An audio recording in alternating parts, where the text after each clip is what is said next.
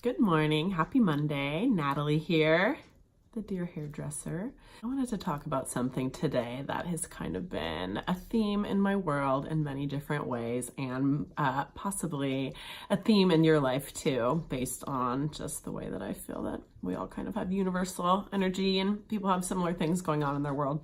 And that's this idea of honesty and truth.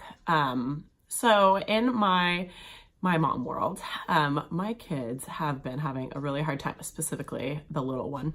She's been having a really hard time connecting with the truth. And this is also something that, her other mom over at her dad's house has reached out to me recently about, to kind of strategize about some ways that we can work on getting her to connect with the truth a little bit more. I have a really hard time with both of my children trying to really define who the liar is. I just really hate the word liar. And that's because of the way that I like to think about the truth and reality. I don't know if you watched my video a while ago where I talk about this idea of fluid intelligence. And the reason that these ideas connect is because with fluid intelligence, what you're doing is just not really connecting to one idea too much, because you have to leave that room for not knowing, because we just really don't know everything. So the reason this, plays in this world of lying and liars and truth is because when it comes down to it, if, an incident happens and I've got one of my children saying so-and-so did something and the other one saying so-and-so did something, and I don't really know what happened, I can't really decide who the liar is and who isn't. And, what I also know about the brain and the way that it remembers truth is that once the event has happened, everyone's memory starts kind of shifting the events and sort of trying to change it and manipulate it. And that's something you can't even help. You just can't help it. That's something that you're doing. So once it's happened, there's really no such thing as the truth anymore. You've got everyone's perceptions coming into play, and that's when things get really dicey. Your words and the ways that you speak, those are the ways that connect you with the reality that you want to be in, with the life that you're choosing to have around you. When you are lying, when you're not telling the truth, and only you know if you're not telling your truth, you're not showing people that you're taking responsibility for the way you've behaved and that you're aware of it and you want to change it. Hold on, someone's coming and I hate filming when people are walking by.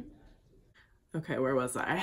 I was talking about how the words that you speak are really important, and that's how this connects with truth also. When I'm talking, I try and say things in a positive way as much as possible.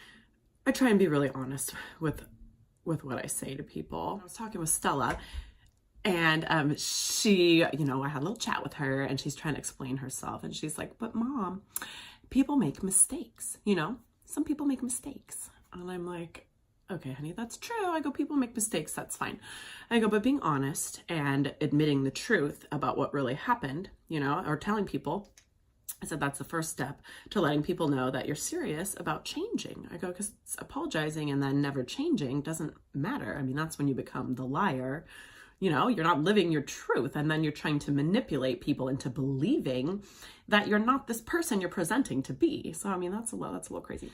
Back to the thought that I had, which is how your words create your reality, and they're almost a magic wand. And there's a book that I read a really long time ago by a metaphysicist. Her name was Florence Scovel Shinn, and the book is called Your Word is Your Wand, and it talks all about the power of manifesting your reality based on what you say. So the more honest that I've been trying to be with people in my world and with you guys, I noticed that that does change my reality.